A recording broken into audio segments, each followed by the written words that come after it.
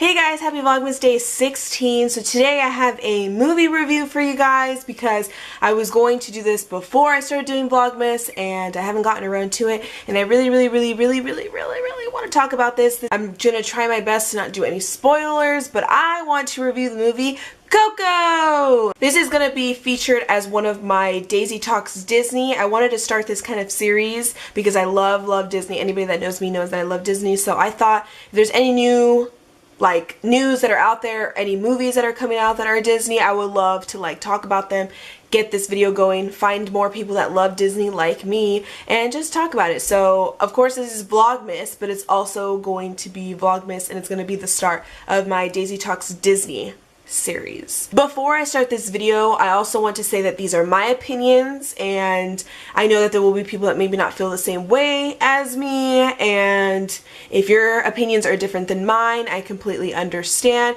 This is just me talking about the film because I wanted to talk about the film. I'm a really big Disney fan. I love Disney. I love Pixar. I love anything that has to do with Disney, and the fact that they are bringing in Mexico culture is what makes me excited because I'm Mexican, and just to see something that represents me on the live screen from Disney itself is just amazing. So that's why I wanted to review. To be honest, Coco is now my favorite Pixar film. I'm pretty much obsessed with this movie, and I feel compelled to review this because as a Mexican American, this film is tailored to Mexicans. It is the Mexican culture, and I am just like, yes, finally Disney, what has been taking you so long? I literally have all of the songs on my phone because I'm obsessed. You guys, I can't emphasize enough. I do have a couple things that I have complaints about in terms of not the movie, in terms of how the movie was being promoted, because I know there was a lot of drama and speculation. If you go on Twitter, or at least if you went on Twitter around the time that the movie was being released, or even before when they started to try to promote it more, a lot of people were not very happy. So as you guys know, they had Olaf's Big Adventure, Olaf something adventure, I don't even care honestly. That was going to be the short film before the Coco movie, right? Which I thought was great. I love the Pixar short films. They're always fun to watch, and they kind of get you hyped up for the movie, in my opinion. When it came to promoting the film, it seems like they were promoting the short film more than the featured film, which was Coco. Like for example, during Halloween time at Disneyland, you know how they have those Halloween parties and you are able to buy a ticket for it to go. It's on top of the admission for you to go on those days. Well, during those days there was, I don't know if they did this every single Halloween party, but I did see the bags on one of the times for the Halloween parties. I didn't go to one of them at Disneyland, but I saw it on Twitter and I saw the picture, and I wish I had a picture to insert right now. I don't know if I can find it. If I can find it, I'll insert it right now. The bag basically was promoting Olaf's Big Adventure, New Adventure, whatever the heck it's called, Olaf's Adventure, and it was in big letters, and it was basically go and see it, and at the bottom it says, and also see Coco. Coco was in the smallest letters at the bottom of the bag.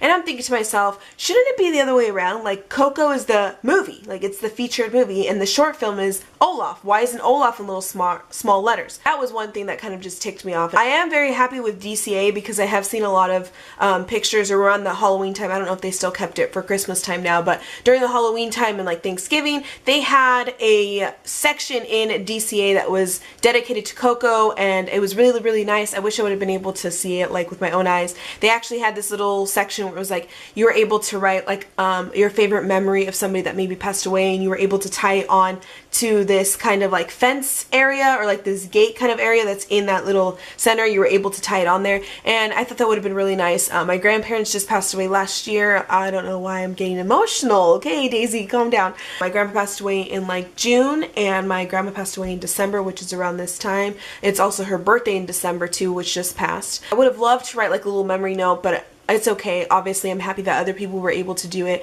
because I just love the concept. And that was a thing that I was really upset about, was the Halloween bags, but I was very happy with DCA and how they were promoting Coco. And then when the movie came out itself,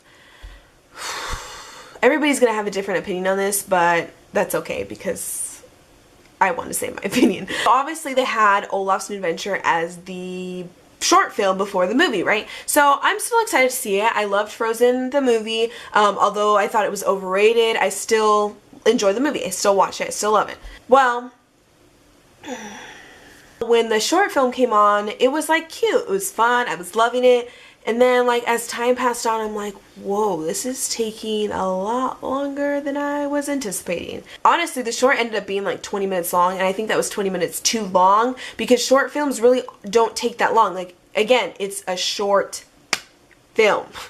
So it's not supposed to take that long. There was like a little boy in front of me, I think he was talking to his grandma, and he was like, "Grandma, are we in the right movie theater?" Like, that's what was happening. And I actually know somebody that works at the local movie theater here, and she actually posted a status saying like, "No, you are not in the wrong movie theater." So that should give you a sign that like if people are leaving out and asking somebody that works there being like, "Are we in the right film? Like, I think the wrong film is playing in our theater," that the film was too freaking long. Although I thought it was super cute and I have nothing against it, I just think they either should have shortened it or they just should have premiered it like how they just did or they're gonna do on TV, where they show it like as a TV special. My idea was they just should have done a different Pixar short film and they should have just showed a TV special of the Olaf's adventure thing. They were worried that Coco wasn't gonna do well, so they had to just like slap Frozen on top before Coco, just in case, like they were hoping that that would like grab people to come and see it. Like, no bro,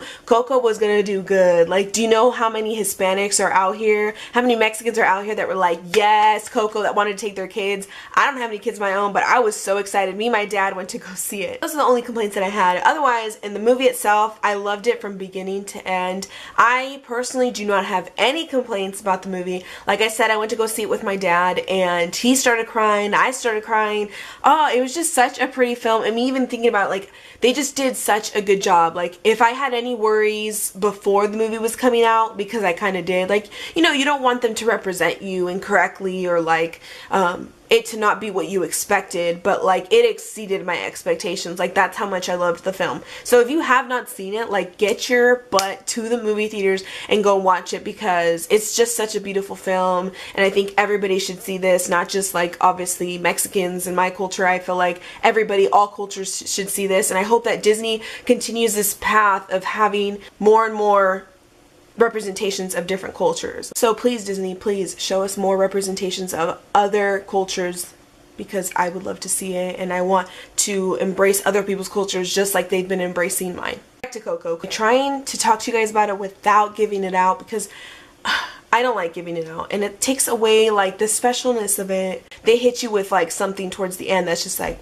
what? Like, you're like, what is happening? I did not see it coming. I've heard a lot of people say that they kind of did have an idea, but other people were saying like, no, it was a complete shocker. And then you get like really angry and then you get really happy. You'll see it. It's going to be great, because Disney always does that and they're really good at executing when they do that. The songs were like spot on. I was just like, that is totally something that I listen to, because, you know, my parents are both from Mexico and I'm used to listening to like all this Spanish music, of like regional Mexican music. Like, I'm all about that and I love it, and like banda, I love listening to all that kind of stuff. So it was nice to see their take on like our kind of music and bringing it into their film. And the beautiful thing about it is that they have the songs in Spanish and in English. I know that in the film they say certain things in Spanish for the English one, but they also have the songs completely in Spanish for the Spanish film, like the one that is full Spanish, because there was certain movie theaters that were showing the movie in Spanish, and then there was also movie theaters that were obviously showing it in English everywhere. But if you wanted to watch it in Spanish particularly,